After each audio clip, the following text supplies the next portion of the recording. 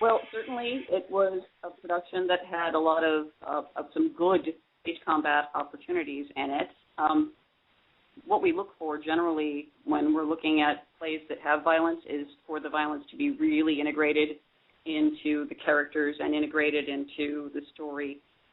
And these were very personal fights that were in it. And additionally, it's a classic Shakespeare play that is, well, for me, it's about less about sexuality and gender, although some people would argue with me otherwise, than it is about power.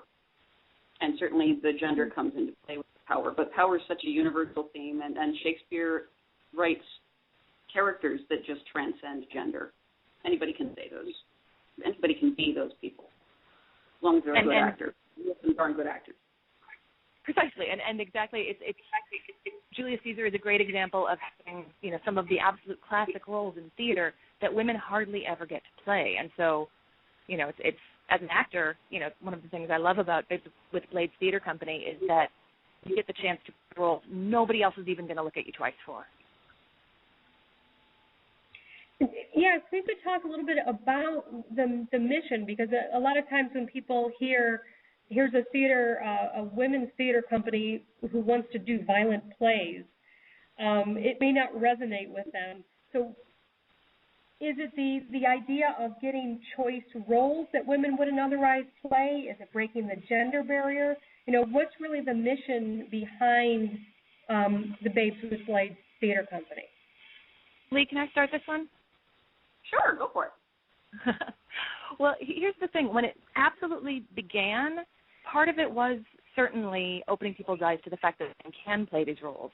And part of it was simple job equality, pushing for women being able to be looked at for the opportunities that they weren't going to otherwise if people don't start changing their minds about what women are capable of playing.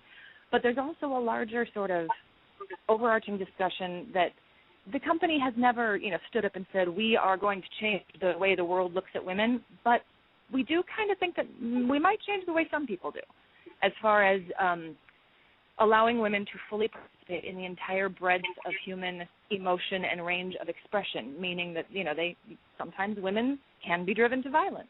And the point is to examine what drives a person to violence, regardless of gender, and what they do about it and what the consequences are, and enable women to participate in that full discussion instead of being relegated to either getting slapped around, in a Tennessee Williams play, or simply reacting to the violence that they're seeing on stage, but actually participating and exploring everything that violence means in society and to, an individual.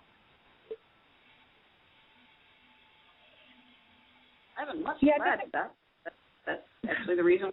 I hear, obviously, understanding what makes, I was about to say what would make a woman fight is something that's not explored as often as what makes men fight. And it's eye-opening to a lot of people to learn that the answer most of the time is the same kind of stuff. So, and what are those basic? Go ahead. What are those basic ways that cause people to go to fighting, to go to violence?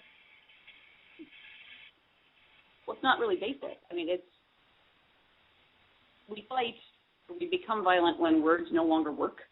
That's certainly when words fail is what we often say when we're staging our show. But we can all feel rage, and we can all feel power thirsty and be driven to murder. We can all feel protective of somebody or protective of ourselves. And women are mainly expected to use in their stage combat training to be cast as a victim.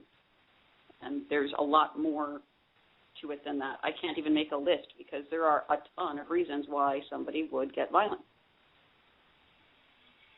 And it varies from person to person too. Some people are moved to violence over the slightest of slights. There are people in the world, both male and female, who will throw something at you for a perceived insult that didn't even happen. So it's rather than breaking it down along gender lines, it's really who is that person and why can they no longer talk their way through the situation? Why are they resorting to violence? And it's such an interesting discussion that women have been so left out of for so long. Yes, one of the reasons why we're attracted to doing shows that have stage violence in them is because there is such a complex range of things that can happen to a character, a range of emotions. The skies are painted with unnumbered sparks. They are all fire, and every one doth shine. But there's but one in all doth hold his place.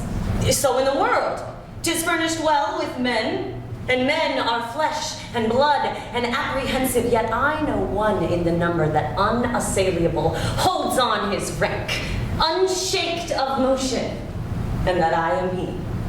Let me a little show it, even in this, that I was constant, Cimber should be banished, and constant do remain to keep him so. Oh, Caesar. Hence, wilt thou lift up Olympus? Great Caesar. Not Brutus, bootless, kneel. Speak. Hands for me.